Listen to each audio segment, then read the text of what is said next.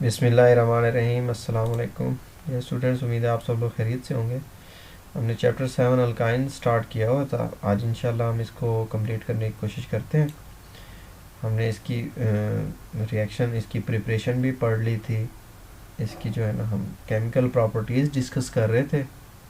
Chemical properties में हमने addition reaction भी कर लिए हैं, ऑक्सीडेशन भी कर लिए हैं, पॉलीमराइजेशन और एसिडिक हम ये डिस्कस करने लगे हैं जी। तो आज है जी reaction with ammoniacal solution of silver nitrate. जब ammoniacal solution of silver nitrate के साथ अल्काइन का, इसको कहते हैं एसिटिलीन, एसिटिलाइन। ठीक है, ये है G silver nitrate AgNO3। NH4OH क्यों लिखा है? ये हमारा अमोनिकल सोल्यूशन, अमोनिया का सोल्यूशन है। जब अमोनियम सॉल्यूशन के साथ सिल्वर नाइट्रेट का जो है अल्काइन का रिएक्शन किया जाता है, तो फिर हमारा सिल्वर एसिटिलाइड प्रोडक्ट बनता है।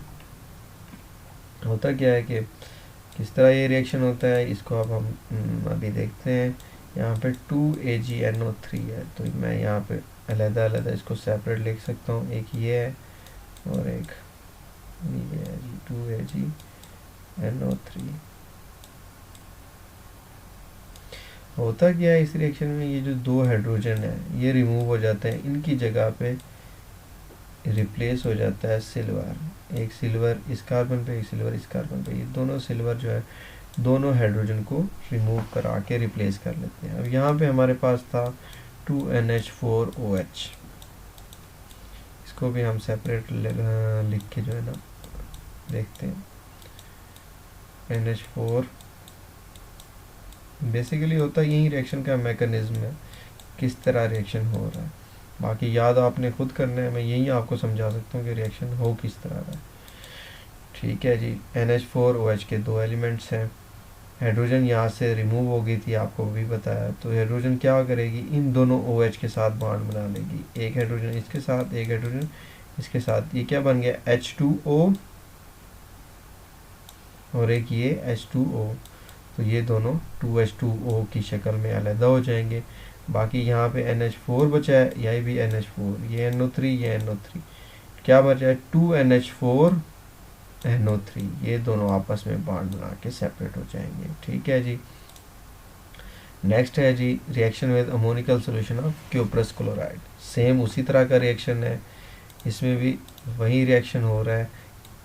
वहाँ पे सिल्वर था, यहाँ पे कॉपर है, दो कॉपर है, तो दोनों यहाँ पे ये दोनों कार्बन पे आ जाएंगे, हाइड्रोजन को रिप्लेस कर देंगे। सेम उसी तरह से 2H2O बचेगा, बाकी जो है अमोनियम क्लोराइड का सोल्यूशन बचेगा। सेम पिछले प्रोसेस की तरह ही है, इसलिए मैं मज़ीद इस पर वक्त ज़ाया नहीं करूँगा। इसको आप लोग खुद देख लें। अगर कोई क्वेश्चन है तो इसके बारे में आप फिर पूछ लेना, मैं दोबारा बता दूँगा आप लोगों को। इसके बाद है जी फिज़िकल प्रॉपर्टीज़।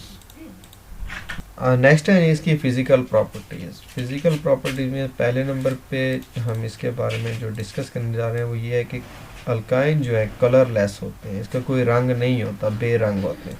दूसरी चीज़ ये बेबू होते हैं, इसकी कोई बू नहीं होती, कोई ऑर्डर नहीं होता, सिवाय एसिटिलीन के। एसिटिलीन क्या है, CH ट्रिपल बॉन्ड और CH, इसको कहते हैं एसिटिलीन। इसके अलावा जितने भी हैं सारे कलरलेस भी हैं, ऑर्डरलेस भी हैं। इसकी क्या होती है, गार्लिक या अदरक जैसी बू होती है। रूम टेम्परेचर पर पहले 3 अराकीन जो हैं गैसेस हैं, अगले 8 महलूल हैं, बाकी तमाम सॉलिड या ठोस होते हैं। मतलब ये क्या है, ये कि 3 कार्बन वाले जितने भी हैं वो गैसेस हैं।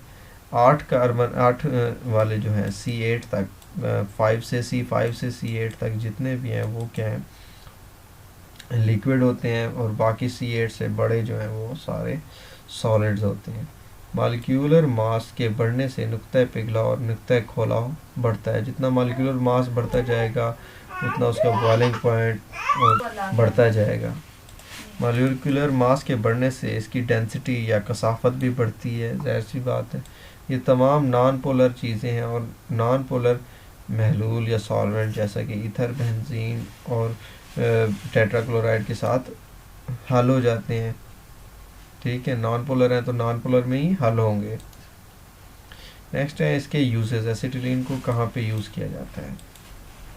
पहला जो इसका यूज़ है शोला पैदा करने के लिए इस्तेमाल की जाता है, जिसका टेम्परेचर 3000 डिग्री सेंटीग्रेड होता है।